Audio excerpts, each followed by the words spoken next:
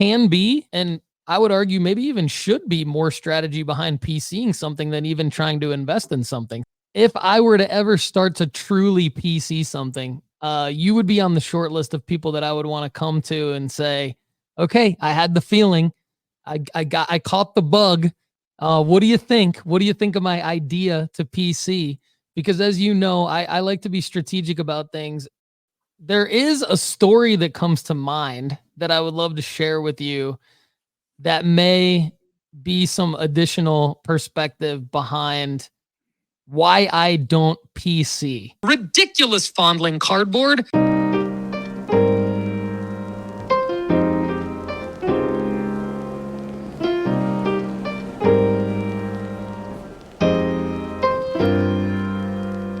What is up? Welcome back to Fondling Cardboard.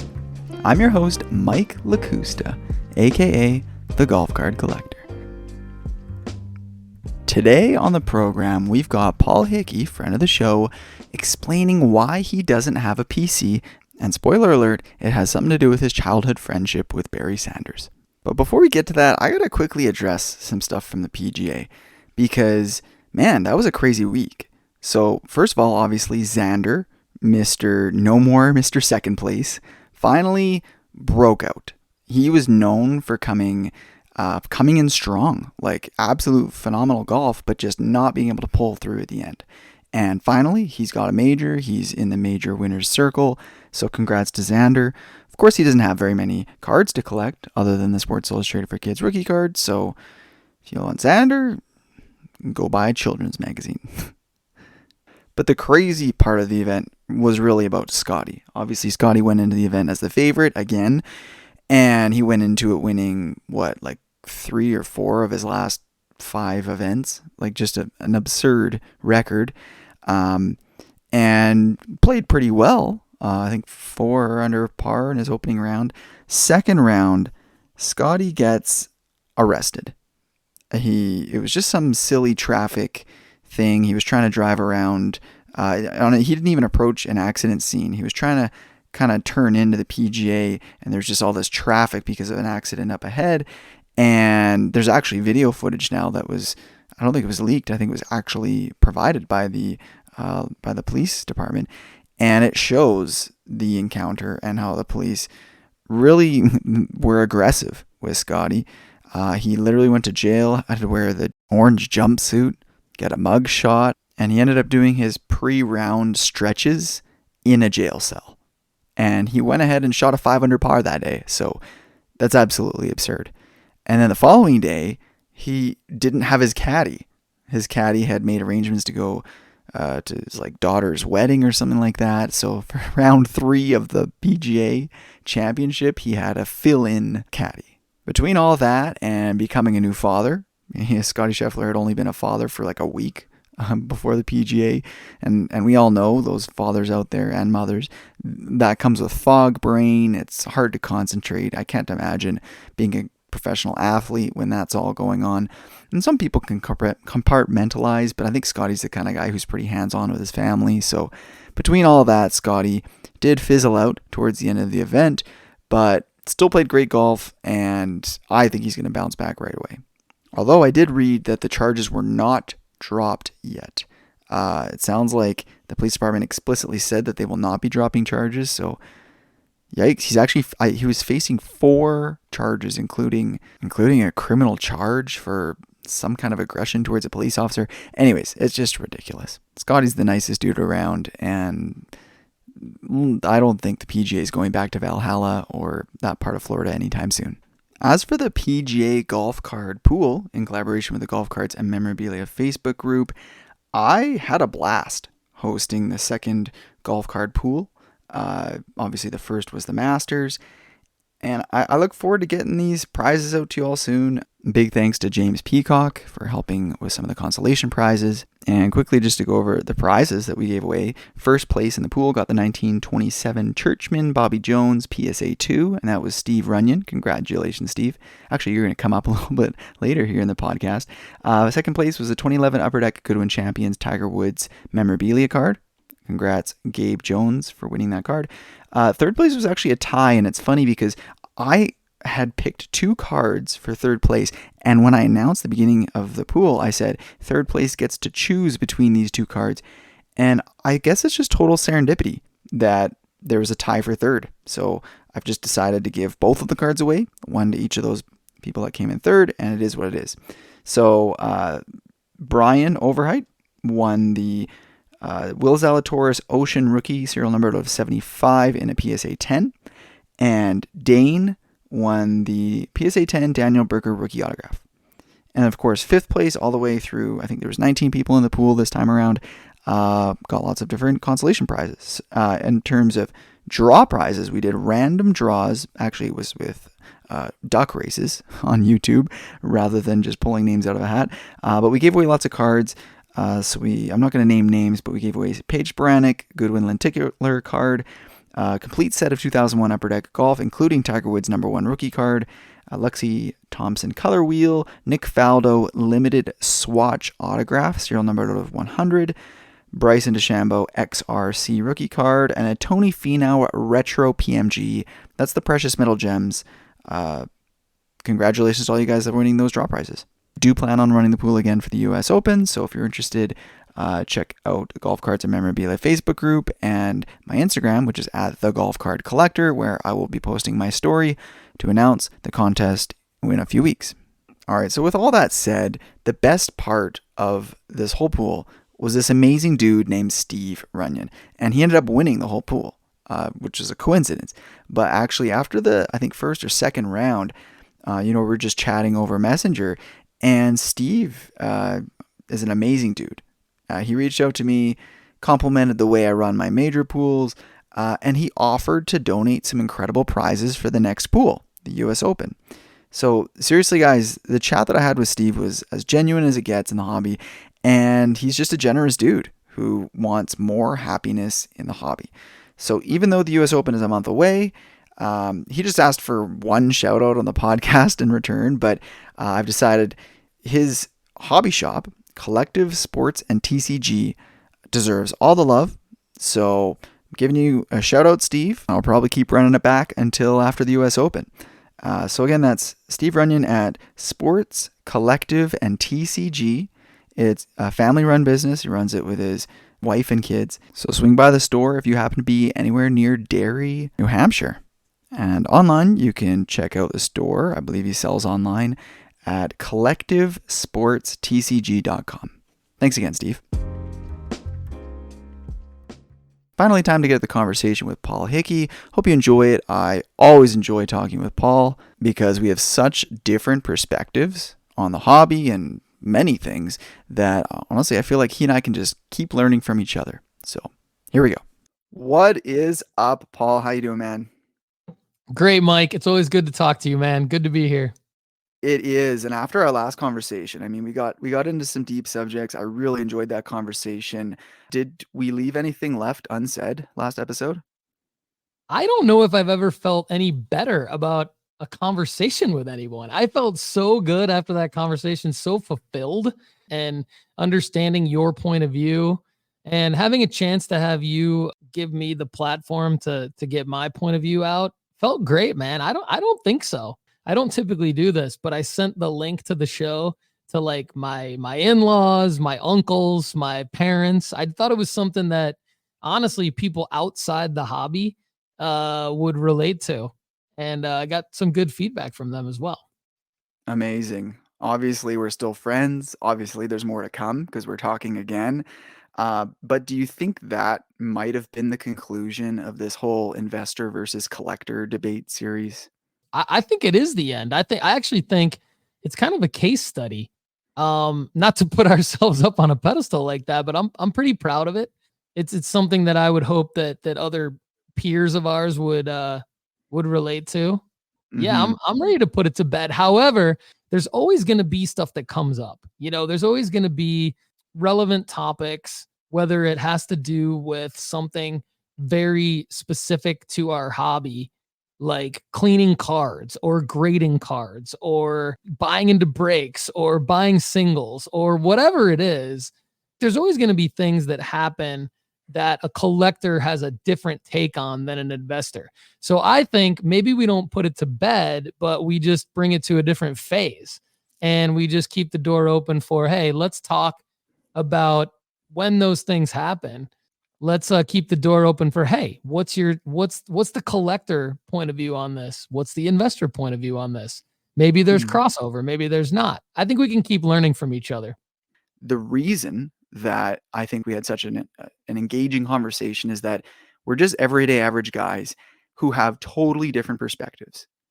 I look at this from a completely different lens. I look at this as a hobby, as collectibles. I obsess over them. I love the cards themselves.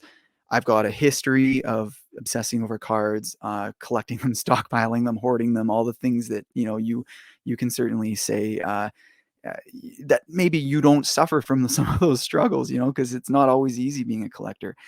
And on the flip side, you enjoy a totally different track in the hobby. And the conversation that you and I have that might be ongoing forever is allowing each other to learn why the other one does the things they do and kind of open our eyes to acceptance, reducing our judgment, and kind of creating a happy hobby. It's almost like how the world in the last 50 years has opened up to diversity and things like that. And I think we can get that in the hobby. There is a story that comes to mind that I would love to share with you that may be some additional perspective behind why I don't PC. Because one thing I was going to say is I would always come to you to tell the story on the Fondling Cardboard show. If I were to ever start to truly PC something, you would be on the short list of people that I would want to come to and say, okay, I had the feeling. I caught the bug. What do you think? What do you think of my idea to PC? Because as you know, I like to be strategic about things and challenge myself, even if it is a PC. I actually think you've heard me kind of allude to this on Fondling Cardboard before and on the Sports Card Strategy Show that I think there can be and I would argue maybe even should be more strategy behind PCing something than even trying to invest in something. So I think that I would be excited if I caught the bug. I haven't yet, but I do have a story that might give some perspective on really why I don't PC. And this is something that you and I kind of uncovered in a conversation off the air. Mm. So I'm I happy to love share that with you. Let's do it. I love the idea of a parallel universe where Paul Hickey is a personal collector, has this big collection. So share it. Let's nudge your story through a black hole and bring it into the real world. Sounds good. I'll give a little bit of context first before I jump into the story. And I want to just kind of share with everybody that I didn't just like make the decision not to PC as like some flag plant to go along with my investing nature or whatever. It's not something that I felt like I had to be like a hard ass about, right? It really just happened. I collected as a kid and there were cards that I collected as a kid and kept. And I found that old collection at the end of 2020. And that's what really got me back into the hobby. And what was in that collection was a lot of Ken Griffey Jr. cards, a lot of Magic Johnson cards, and a lot of Barry Sanders cards. And the story I'm going to share with you today is about Barry Sanders. And I have a unique relationship with Barry Sanders. When I was in the summer between fourth and fifth grade in Rochester Hills, Michigan, which is where I grew up, it's about 30 minutes outside of Detroit. So we all consider ourselves Detroiters, even though we didn't actually grow up in Detroit. It's a very different place. It's in the suburbs. But it is about 30 minutes from Detroit. So we spent a lot of time in the city growing up. But Rochester Hills, to give a little bit of geographical context, is about 5 minutes from Pontiac, Michigan, which is where the Detroit Lions played when I was growing up. They played at the Pontiac Silverdome. Their practice facility was at the Silverdome in the Silverdome parking lot. And I moved across town when I was in the summer between 4th and 5th grade. And if you've ever moved, there's a little bit of emotion tied to it, because even if you're only moving across town, you might be going to a different school. You might be not able to have the same access to the friends on your street, to the friends at your school. And when you're in 4th grade, that, has some pretty big impact on you. So I was a little bit sad that we were moving across town, even though I was also excited for the new school I was going to be going to, and for the new home that my family and I were moving into. And I'll never forget, my dad called me in to his room and he was like, I got something to tell you about this new house that we're moving into that might cheer you up a little bit. I was like, oh yeah, what's that? And he goes, well, guess who our neighbor right across the street is? And I was like, I don't know. And he goes, Barry Sanders. And I just about went nuts. I was probably the most excited I've ever been in my life, because at the time, this was 1990, and Barry Sanders, for those of you who have lived under a rock in the sports card collecting world, was in his second year with the Detroit Lions. So he's about, 21 years old. And how old are you in 5th grade, Mike? You're probably about 11, right? 11. I think you're about 11. So yeah. I'm 11. He's 21. And he's getting ready to go back to training camp with the Detroit Lions that summer. And we've met a few times. I just moved in. We've met a few times, just like how you meet your neighbors. I don't even know if you meet your neighbors anymore in this sad, sad world that we're in, but I digress. Back then you met your neighbors. Everyone was very friendly. And I was able to meet Barry, and he seemed like a very, very nice guy. And I knew the context of everything. Like, I'm a little kid. He's a professional athlete. Like, I need to go ask for his autograph at some point. Like, that needs to happen. Did but that happen, Paul? Were you totally into football? Were you totally into sports? Like, how well did you know Barry? Like, was this like, hey, I know he's famous and, I'm going to kind of gravitate towards him? Or was it like you watched some games, you knew who this dude was? I was already playing Tecmo Super Bowl. I was already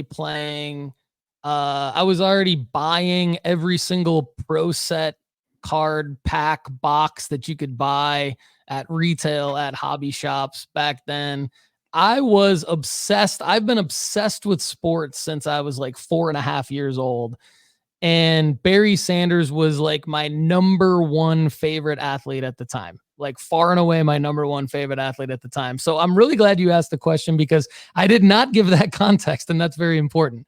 I was obsessed with the Detroit Lions, obsessed with Barry Sanders, just absolutely, completely starstruck by the fact that I was living across the street from him. And I know kind of the other thing that most people might be thinking is like, wow, Paul, like you were freaking rich growing up. You're growing up across the street. That was my thought, to be honest. Yeah. let me just say this. Barry Sanders lived in a ranch. So just 1-story, very, very small house, drove a used car, and lived just in a normal everyday neighborhood. Like, this was not anything special. So, you can even look up the address on Zillow right now. Go look up 635 Snowmass in Rochester Hills, Michigan, everybody.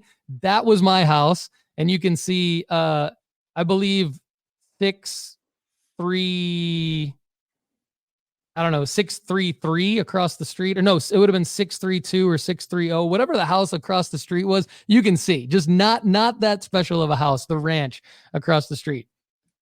So Barry was out doing yard work one day, and this was probably in July, going into his second season. So no, it would have been going into 1991 when the Lions were in the NFC Championship game later that season. So put yourself back into that time period. The Lions ended up going to the NFC Championship game later that season.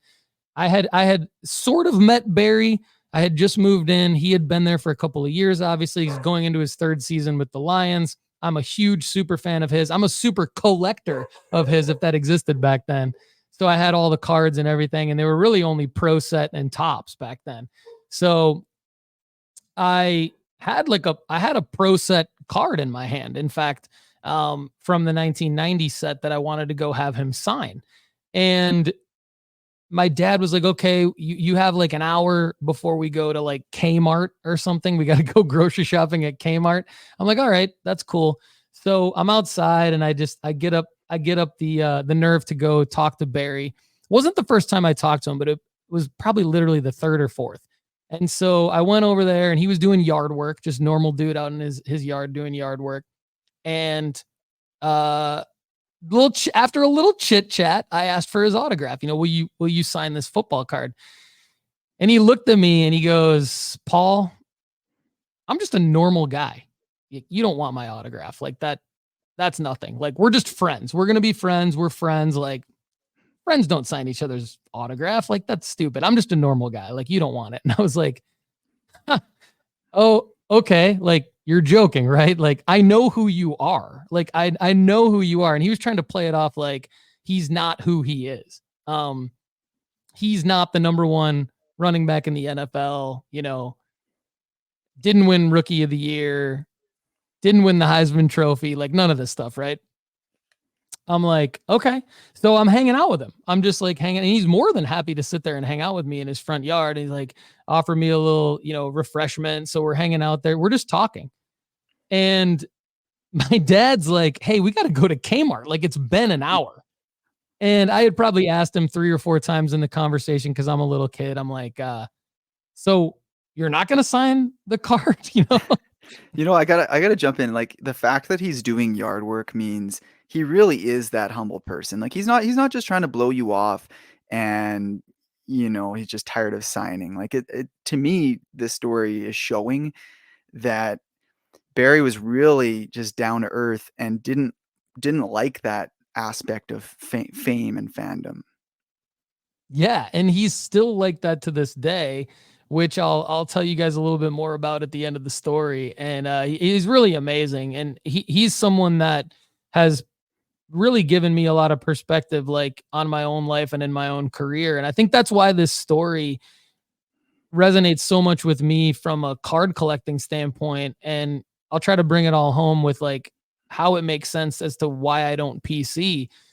Some of you may already kind of feel where I'm going with this, but I really wanted his autograph. Like, you know, I really, really wanted his autograph. And so I started to feel a little you know, it's like this mixed feeling at the time, right? As an 11-year-old, I'm like, should I be disappointed that I'm not getting his autograph? And you know how it is. Like, you know that you've told all of your aunts and uncles, you've told all of your cousins, you've told all of your friends. You're like, today's the day I'm getting Barry Sanders' autograph, you know? And so, you know, next time you see all of them, they're going to be like, hey, did you get it? Did you get it?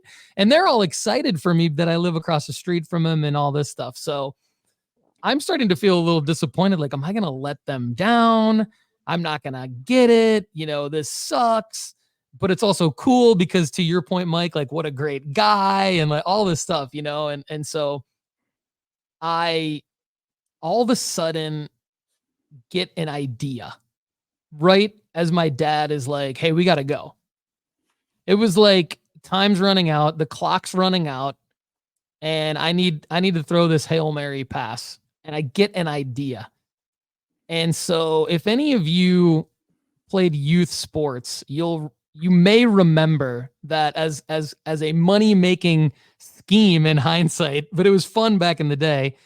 The leagues used to allow these photography companies to come in and take photos of the team and then sell the individual shots, but not just the individual shots of each athlete, each young athlete, but they made a trading card essentially of all of the kids, all of the youth athletes. And they And on still the do back that. of the Yeah. they still do that. Yeah. And on the Mhm. back of the card, they would put little stuff like, you know, height, weight, favorite food, you know, favorite TV show, like all that stuff, right? Like Cartoon, our yeah. stats, right? Yeah.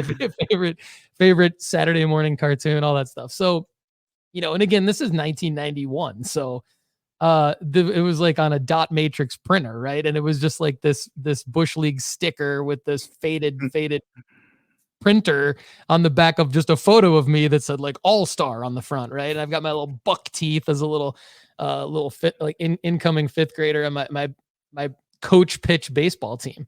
So I remember I'm like, I've got those cards in my junk drawer across the street, and I've got a Barry Sanders card in my hand. And I started thinking, if he's a normal guy and I'm a normal guy and we've each got sports cards, maybe if I sign my card for him, he'll sign his card for me. And so I go across the street, get my card. I think I had to like cut it out with scissors first because it was still in the sheet. So here's this Paul Hickey Rochester Dermatology Coach Pitch baseball card. Dermatology. And I take it across the street to Barry and I go, all right, look, man, I gotta go to Kmart with my dad for grocery shop. Probably gonna get some Pro Set cards at Kmart, by the way. And look, you're a normal guy. I'm a normal guy. We're friends, right? Like you said, we're just friends. So as your friend, I'm going to sign this photo of me. And I'm wondering if in exchange for that, you'll sign this photo of you. And he was like, man, you got me. Let's do it. So that's how I got Barry Sanders' autograph back in 1991 going into fifth grade. And so I think before I get into why I think I don't PC, and this is a story that kind of explains why I don't PC. I will say, like, first of all, I mean, this feeling of accomplishment with Barry Sanders, from like a friendship standpoint, from like creative problem solving, really gave me a lot of confidence, really gave me a lot of confidence at a young age to know that I could kind of get through a situation like that. Even though I'm like basically in my front yard with the Heisman Trophy winning athlete that everybody knew at the time that he was going to be like one of the greatest running backs of all time too, by the way. It was almost like a foregone conclusion in our area. Even though it's not like adversity that some people would consider adversity, it was still like a moment to me where I had to come through. I had put pressure on myself to get this dang autograph, and so to get it in that manner just really meant a lot, and it's something that I kind of always go back to this day. So, Mike, any thoughts or follow up before I go into like how I think this ties into my personal realization that I don't want to PC anything? Well, that's an aspect I really look forward to hearing, because in my eyes, as a little kid, this would have inspired me to want to collect and say, "Oh, I worked so hard. I problem solved creatively. I got this guy's card. I'm gonna protect it. I'm gonna preserve it. I'm gonna put it on my wall or whatever." And it would probably kickstart my collecting journey. So I really want to explore that with you. But first, man, that's so cool. Like I said, for me, that would be like Steve Nash living across the street, which, he and I both grew up in British Columbia, Canada. I lived on Vancouver Island for a few years where he lived. He was older than me, so by the time I moved there, he had already been in the NBA. But, I just, that's incredible. Like that you got to spend that much time and meet and become friends with your idol. That would really affect your collecting journey and your fandom and honestly your life at large. That is so cool. So, I mean, not that we need to pick your brain too much about that, but I'm just intrigued. Like, how private was he? Like, was Barry Sanders, the kind of guy who you'd out of your window you'd see him pop out once in a blue moon, and you kind of try and seize the opportunity to go over and say hi? Or was he out all the time, throwing the pigskin with you? Like, what did that really look like over the years? Yeah, that's a great question.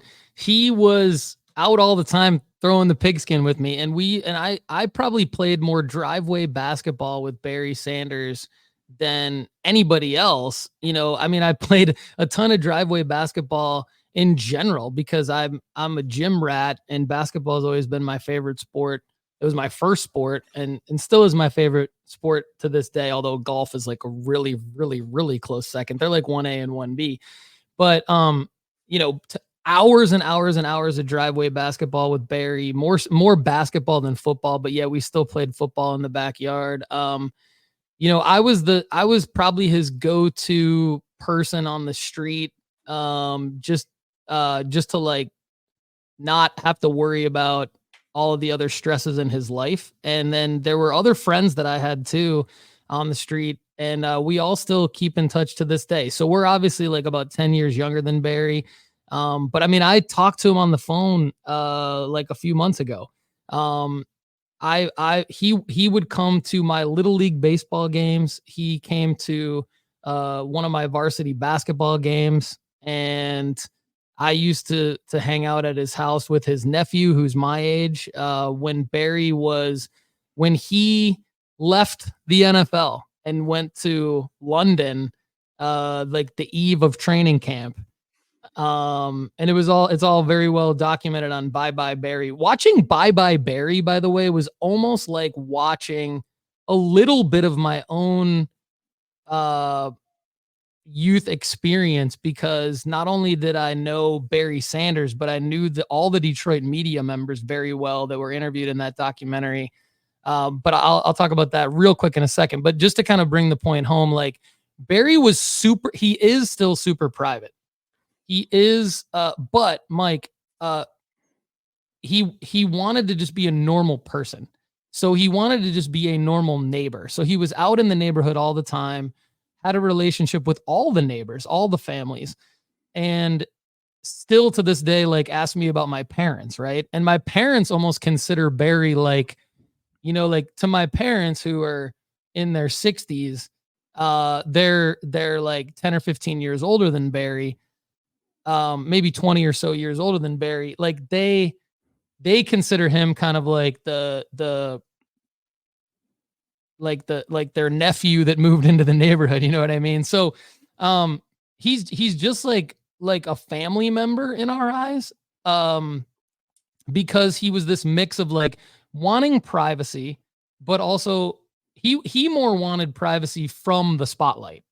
He didn't want privacy from like family. And because his family was in Kansas, you know, has always really been in Kansas and Oklahoma, um, we were all kind of, the neighborhood was kind of like his Michigan family.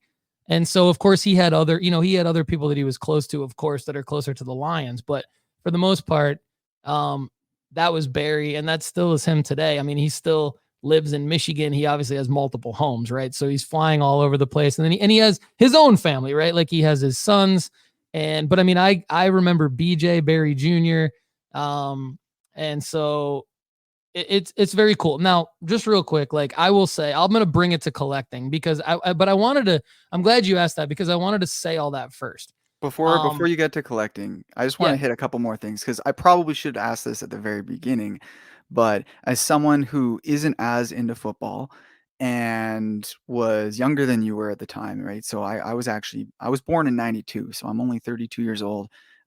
So my memories start, when it comes to sports in the late '90s. So like, could you just do like a quick 30-second Coles notes of like the big bullet points of Barry Sanders' career, for someone, I'm sure a lot of my audience are more golf fans or fans of other sports. So just like the Coles notes of his career. And then as a follow up to that, do you have any memories as his neighbor relating to any of those career milestones? Like, you know, uh, seeing him pull out of the driveway when, he won a big game, or having a chat with him about any big milestones in his career. So yeah, kind of that's two a different great. questions there. Yeah, for sure. I mean, I love talking about this, so just stop me if I'm getting a little bit out of control. But yeah, I mean, Barry Sanders, in terms of his career accomplishments, we're looking at, he played 10 seasons in the NFL. Every single season, he rushed for well over 1,000 yards. He rushed for 2,000 yards in 1997, 2,053 yards. He is a 10-time Pro Bowler. 1997, 1997 NFL MVP. as a Wow. running back. So, I mean, 1989 AP Offensive Rookie of the Year. He's obviously a first ballot Hall of Famer, six-time All Pro.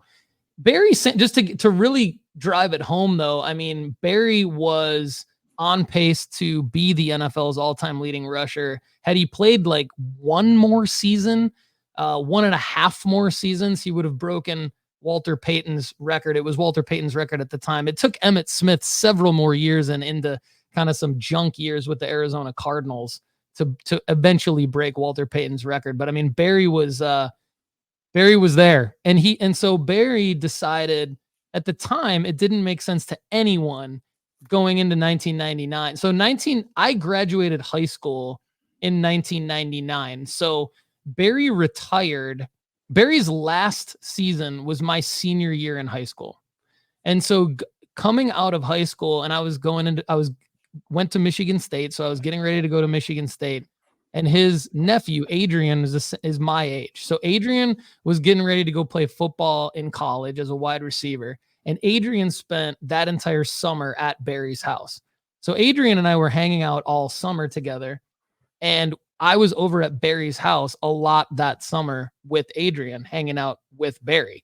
And everyone in the entire universe, it felt like at the time, was wondering, is Barry going to come back? Because everyone thought that he was going to either hold out, ask for a trade, or potentially retire. There was like this big rumor mill around Barry Sanders that summer. And so what happened was Barry didn't say anything to anyone about what he was going to do all the way until like literally the eve before training camp was about to start. So everyone thought he was going to training camp. And he said to me, he's like, Paul, I'm getting ready to go back to work. And he said that to me a couple weeks before training camp. So I was like, oh yes, he's coming back. And I didn't really go tell anyone. There was no social media back then. There wasn't even like barely email. So there was like there was no, like, I wasn't going to like spoil anything, but I think I might've told my dad or somebody like, hey, Barry like said he's getting ready to go back to work. Everyone I knew was asking me to try and ask Barry and figure out, is Barry coming back? Every single person. That's a lot of pressure on a little guy. And so I was like, yeah, I don't know, guys, like whatever. I didn't like my whole attitude by then, because again, we're talking about really 7 or 8 years before that. I was taught the lesson by Barry. I was taught the lesson of, I'm just a normal guy. Like I'm nothing. Like don't worry about me. Like I'm your friend. Well, then he lived by that. Like we were friends and we still are friends to this day. So like, to me, he's not a big deal. Like when I see him on TV, I'm like, oh, that's Barry. Like I like forget. And I'm like, oh yeah, like he's on stage at the NFL draft. He's a Hall of Famer. Like, well, that's because he's also done all these things in his life. But to me, it sounds weird to say this, but to me, he's just like my friend, kind of like an uncle, really. You know what I mean? And so, a normal guy, because he acted that way after he told me that when I was a fifth grader. And so by the time people were asking me about, is he going to come back? And this is where I'm kind of answering your question too, Mike. It's like, was there any like moment, right? Well, that's kind of the one moment where it was, I have a ton of anecdotes, but like the one moment that I remember is like, he's like, I'm getting ready to go back to work. And I was like, yes, he's going to keep playing. And then literally like a week later, he decides he's going to go to London on the eve of training camp and just kind of screw everybody. I mean, everyone was pissed at Barry. If you guys haven't watched Bye Bye Barry on Amazon Prime, it tells you this whole story, and does a great job. And that's exactly how it was. So to me, that experience, now, if it kind of makes sense to you guys. So like I played golf with Barry Sanders. I took my girlfriend's dad and my grandpa, and I was the first person to play golf with Barry Sanders. Barry Sanders signed a poster for me that says, Paul, thanks so much for the golf lesson, Barry. And it's him on a Nike poster. It's a beat up Nike poster that I had in my room when I was a kid before I even knew Barry. Right.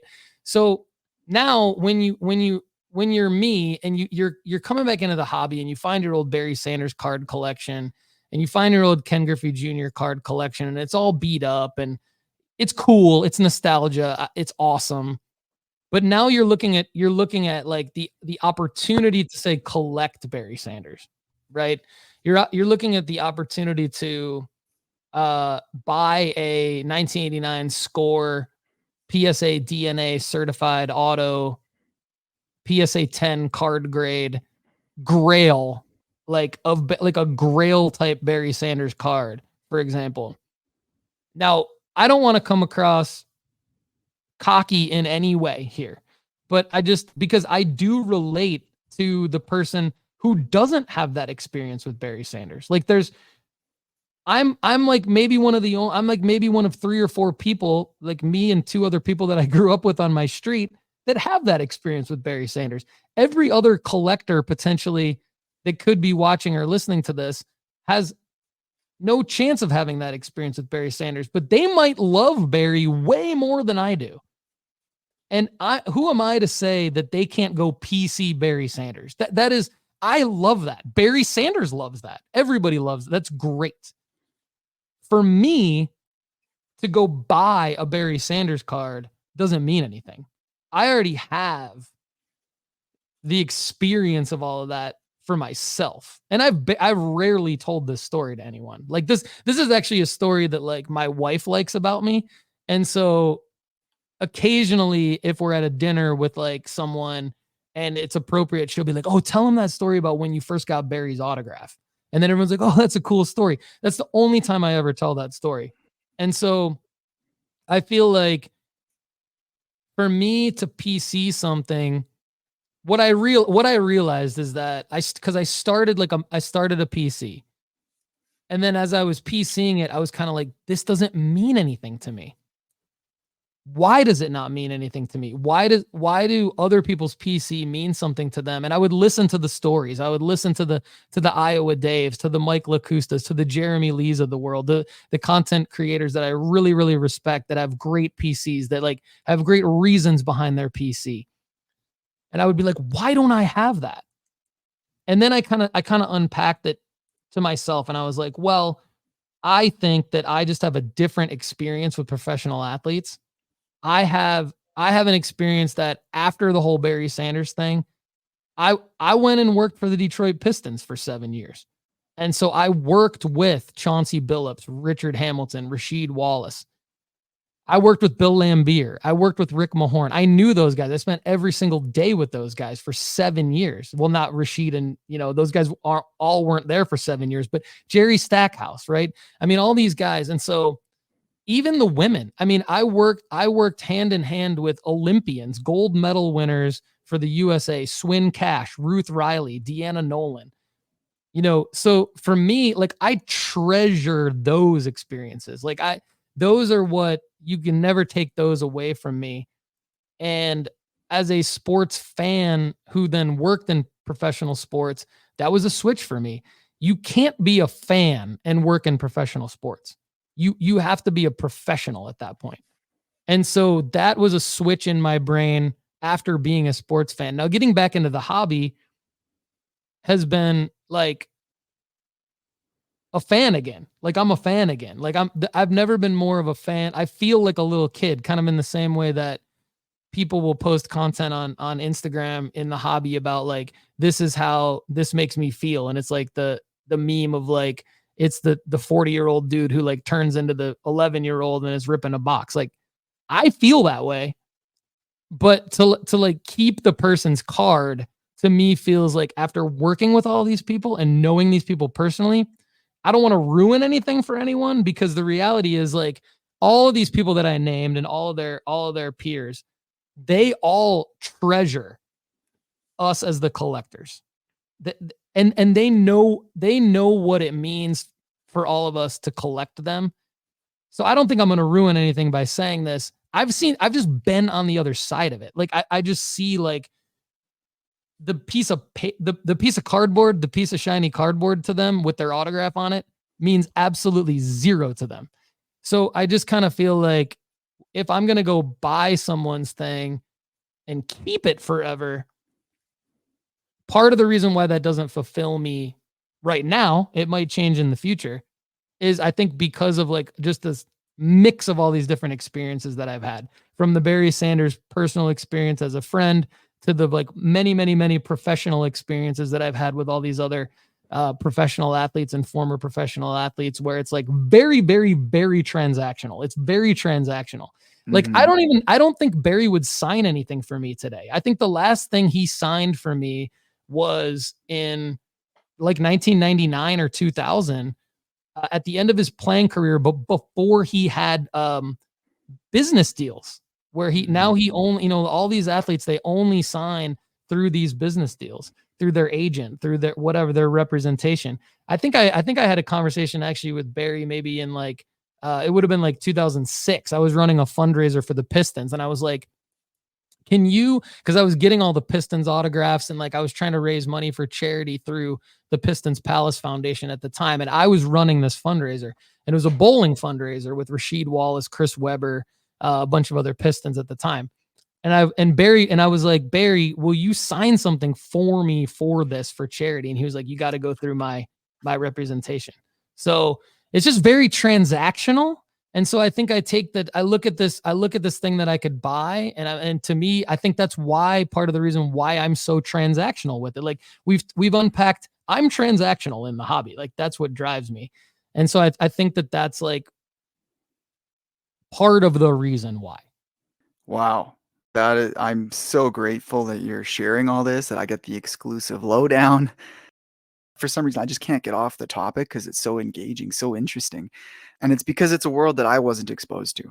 As a kid, I admired certain athletes. I had this mentality that, like, I honestly didn't really care about celebrities. Like, I was the kid growing up where people would say, "Oh, you want to go see this movie? It's the one with so and so actor, Nicolas Cage, or whoever." I can't even think of an actor that I literally just said Nicolas Cage as a reference. You know what I mean? Like, and so I would say, I don't know who the hell that is. I just like a cool movie. I like the action. I like the story. Like the actors, the celebrities, I don't give a shit.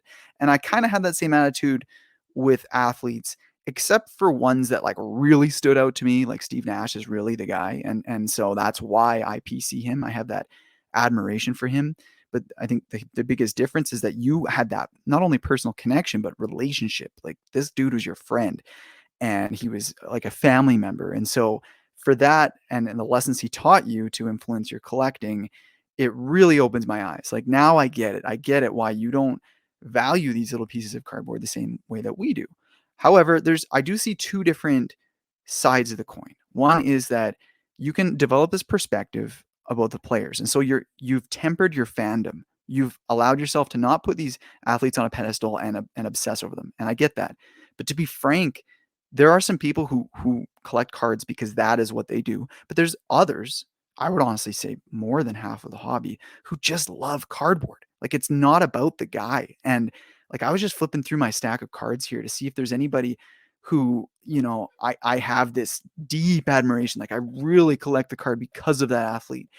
And 90% or more of the cards I just flipped through were honestly, I just collect them because I love the way the card looks. It's someone who just kind of sparks a memory more than, you know, I honestly don't even know very much about a lot of the athletes I just fondled through. So, and I think it comes from a difference in background. So, I'm a bit younger than you, and I grew up in the late 90s when Pokemon came out, and Pokemon was huge. Like I shared this in my origin story, episode 1 of Fondling Cardboard. Walking through the hallways, you just saw kids anywhere from 6 to 12 years old holding Pokemon cards and trading them and laughing and playing. And as I think I was in maybe kindergarten or grade 1. I think it was kindergarten when they first came out. And so like you're really impressionable at that age, and you're looking at these things that are being treasured by the older kids, and you're like, whoa, this is special. You know what I mean? But they're just magical, mystical creatures. Like it wasn't athletes. There's no admiration for Charizard, whatever. It's the cardboard. It's the game. And so growing up, kickstarted, a 8-10 year period of my life where I was playing these games. I was going to regional tournaments and shuffling the cards and playing and throwing them all on the table, and in between, Friday Night Magic rounds and whatever, pulling out your binders and doing trades and learning about value and business and getting ripped off and learning so many lessons to do with the hobby, the cards themselves. Then, once I got more into sports and uh, pandemic happened and all these other aspects of my life where I'm seeking for an escape to unwind from the pressure and the stress of life. I'm looking for something, a hobby, when we're all stuck at home.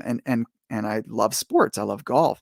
That's where I'm looking for little bits of cardboard to sift through. And you know what I mean? Like that's what I get out of the hobby. It's not that I'm holding this Tiger Woods patch card and I'm looking at this piece of shirt and I'm saying, "Oh my God, like I can't believe I have a piece of Tiger Woods shirt." Tiger Woods is somebody I really look up to, but I have this card almost because I wanted a patch card of Tiger Woods. Like it's not anyway. So I think that's a big difference, and maybe you can address that. Maybe you can address, why haven't you really gotten the bit by the bug when it comes to the actual cardboard? Because I think you said you can have that same feeling as a 40-year-old dude ripping through a box of cards, feeling like an 11-year-old kid again.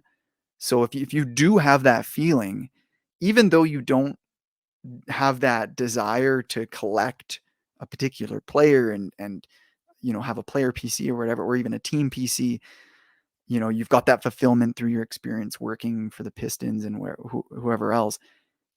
Why don't you still have that drive to just want to collect the cardboard? Yeah, you've certainly opened my eyes to kind of like the art behind it.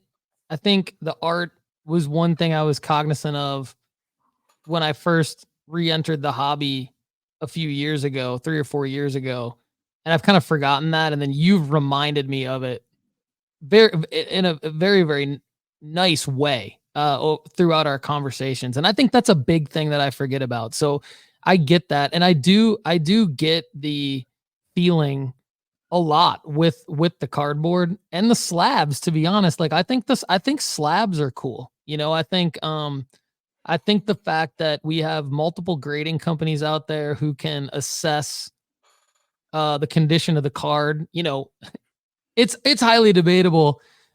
We could spend hours on like, how good of a job each grading company does at that, right? But there's human error involved a lot of times, and although a lot of companies are trying to automate things, and of course there's grading companies now that are all that have nothing to do with human grading. So I'm fascinated by all of that. So I like cardboard and slabs. I think everything between the cardboard, the chromium, the slabs. Like I love all of it. I love the hobby boxes. I love the retail stuff.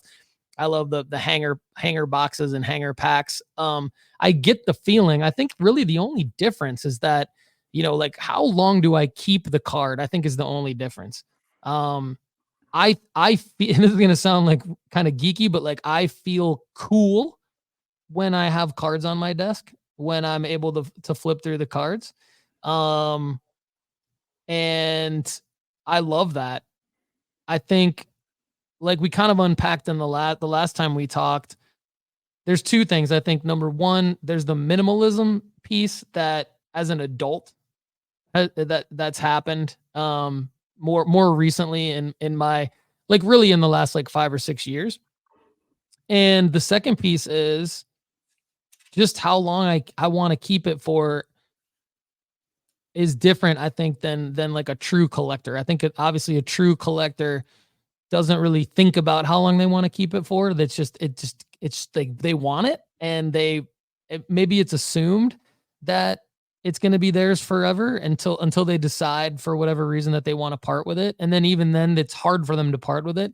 And I think I'm buying it to have the experience, and my fulfillment comes just in a more transactional way at the end, like knowing I'm going to sell it and kind of like pre-planning out, I'm going to have this card for X amount of time. I'm going to enjoy it for my own reasons during that time.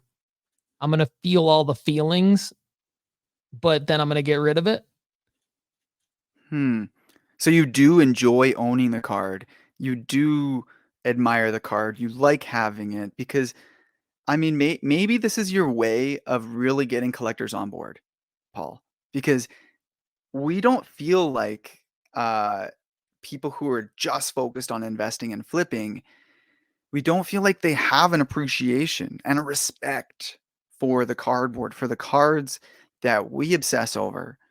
We treat them like art, but art is a great way to look at it. Maybe it's, only 75% of the feeling. Like at the end of the day, there's something else. Like it's if I were to look at a painting or a drawing or whatever of an athlete that could be way more intricate and valuable and whatever than a trading card, there's something about it actually being a trading card that's manufactured by a licensed manufacturer or unlicensed, whatever. The serial numbering, the borders, the actual category of a trading card, so it's more than just the art. It's also just trading card obsession. But if you can talk more about your appreciation, the feeling you get when you have a card, even if it's only for a few weeks, a few months, a year, whatever, then I think you might get collectors to vibe more with your content, to vibe more with you as a person, because you have really branded yourself. You've branded as an investor, collector. Your show talks about how to make money, how to make money, how to make money. And I get it. That's your business. That's what you do. If you could sprinkle in appreciation for the cards, I mean, I'm just going to be frank here. I would enjoy listening to your show more. Yeah, that's fair. I mean, I think on one hand, I care about that, and on the other hand, I don't. You know what I mean? Like, I think I'm not trying to get anyone on board with my content that doesn't want to be on board with my content. But I think that what you said resonates with me, because I do, like, I started buying sports cards with my own allowance money when I was like 8, 9, 10, 11 years old, started probably when I was 8 and kept doing it all the way until I probably was 13. And so, for a good 5 years, my life was sports trading cards. My life was always sports, and trading cards were a way to um learn about the athletes before the internet. Not have to go to steal the newspaper from your dad or wait for your dad to read the newspaper. I mean, it was my way of learning about the athletes and and their lives and their careers, their stats, height, weight, college, all that stuff. I'm a sports information geek at heart, and cards gave me that, but then they also gave me, I think, what on a personal level you've talked about it on Fondling Cardboard and part of your origin story. Like, for me, part of my origin story is that, like, as I made friends as a little kid, I did it through sports cards, like the kids that played Tecmo Bowl with me that bought the Pro Set 1989 cards and the Topps 1989 football. And, I would want to put together the sets of, the NFC North division at the time, of all the NFC North teams, because the Lions were my team. And so just having that pride and affiliation with the Detroit sports teams, collecting 1989 and 1990 hoops, NBA hoops, um, was another big passion of mine. And trading with my friends, um, is what got it all started. So I understand the nostalgia, and I think the difference between my content and a lot of other people's content, and the reason why I am like unapologetic about what my content is about, is because I think anyone can tell their story. And I think anyone, and a lot of people, certain people are a lot better at telling their story and unpacking other people's stories and making it interesting or valuable to an audience. I personally don't care that much about people's stories. Like, taking it back to what you and I, have kind of talked offline about with trying to put together some of our content, making sure that it's valuable to the audience.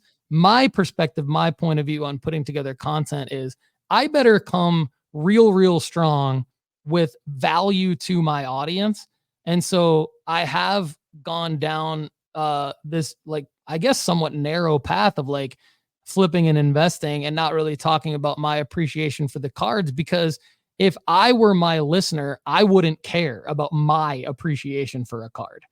And quite frankly, it's also out of respect for a lot of other hobby content creators. There are so many phenomenal hobby content creators out there that do a far better analysis and job than I could ever do about talking about appreciation for a card and the history behind a card. So Mike, I got to be honest, like I don't think I'm really that good at that. Um I don't think that I would be giving my audience very much value if I talked about that. However, Mm. that doesn't mean that I don't appreciate it, and that doesn't mean that I don't appreciate your take on me doing it more. I think that that's good. That's a good take by you. I just don't know. We all have to create content that we're passionate about, and for me to get on and talk about like why I have an appreciation for holding something in my hand, like that honestly, it like I start to roll my eyes at myself.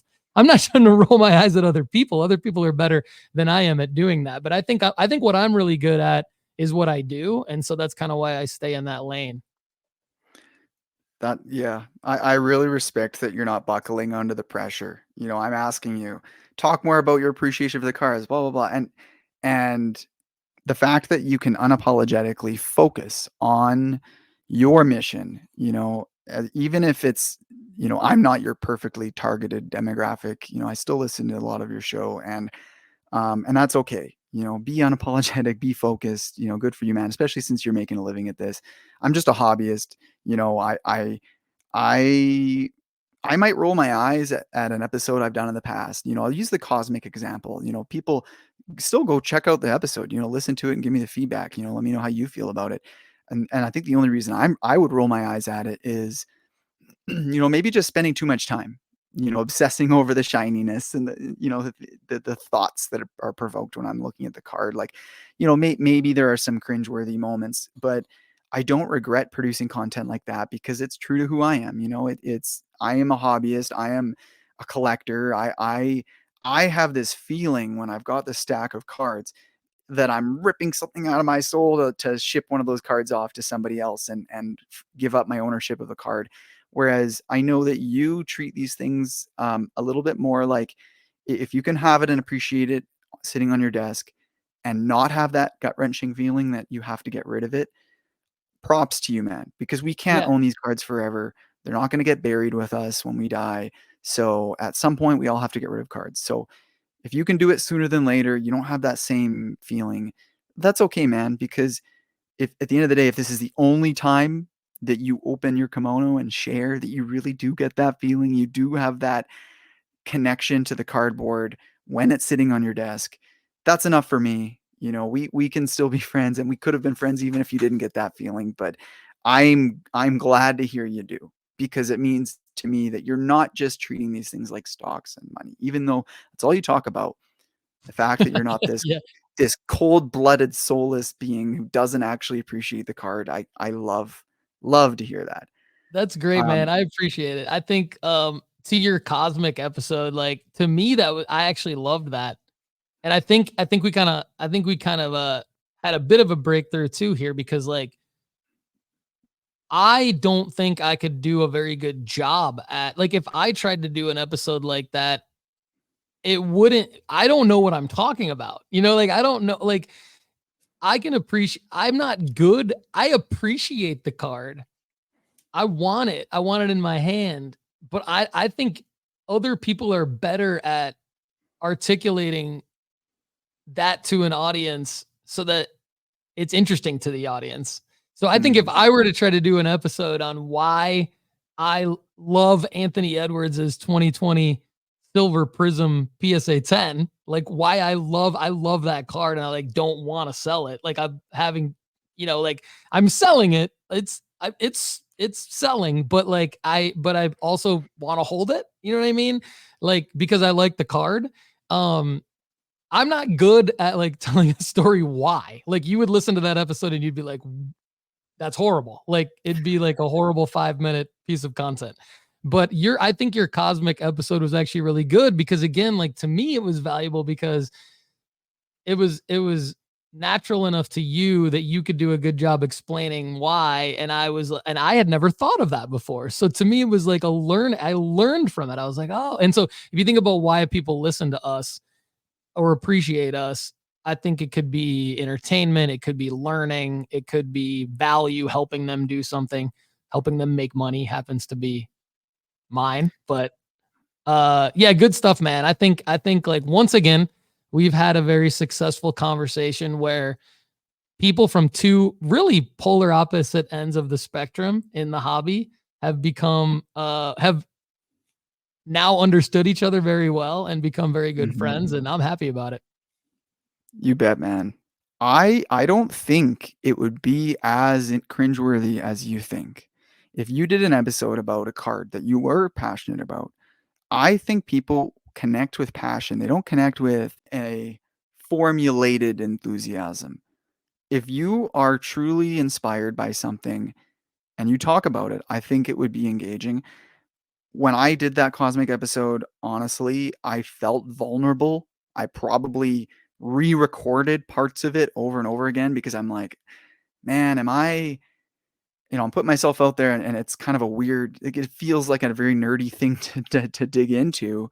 And I know we're all nerds in this hobby, but do I have that self-confidence to really talk about that? And that's all it really is.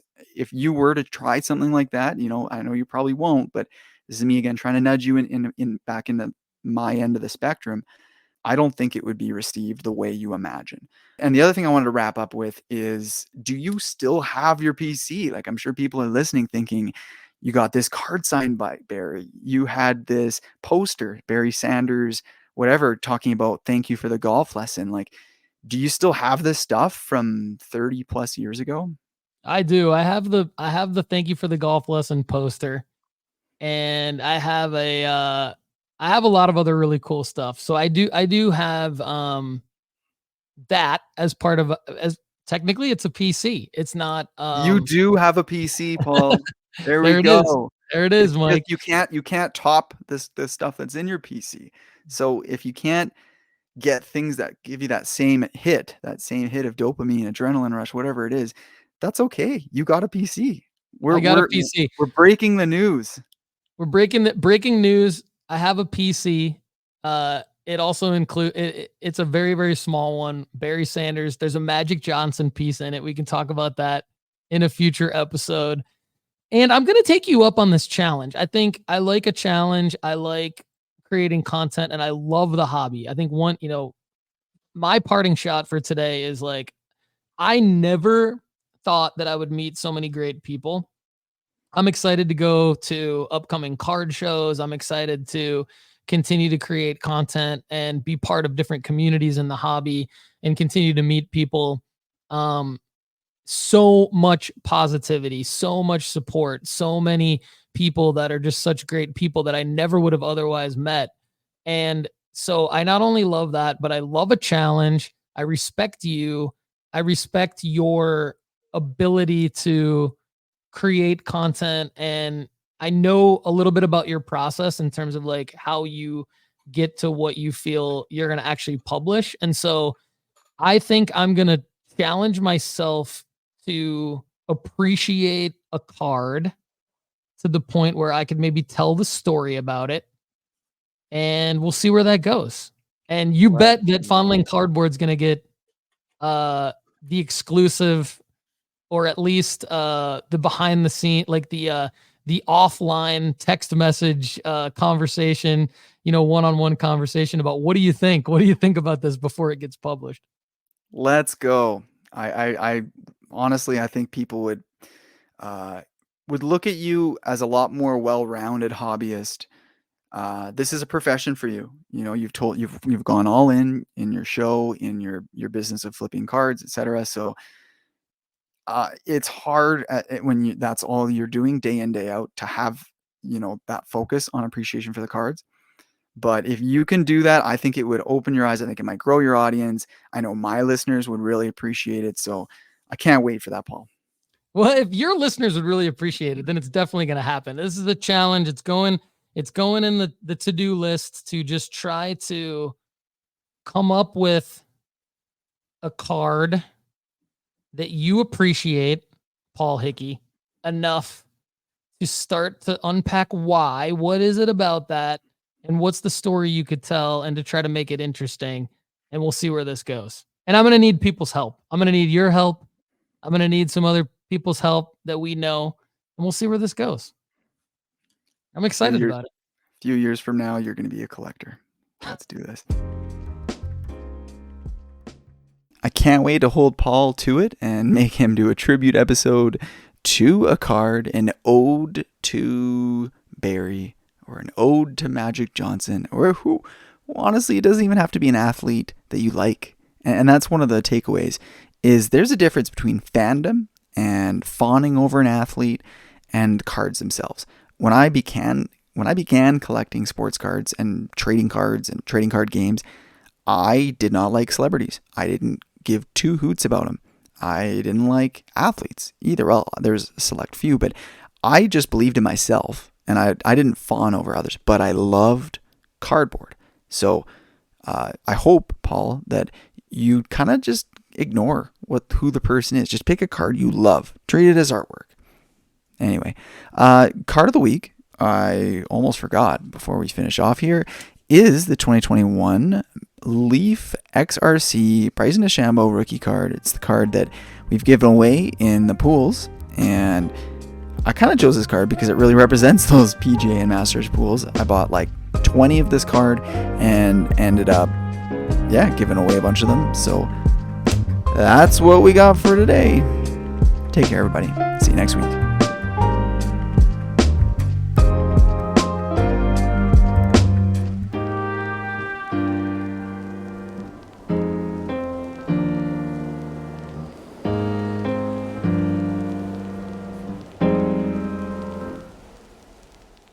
Ridiculous golf card collector.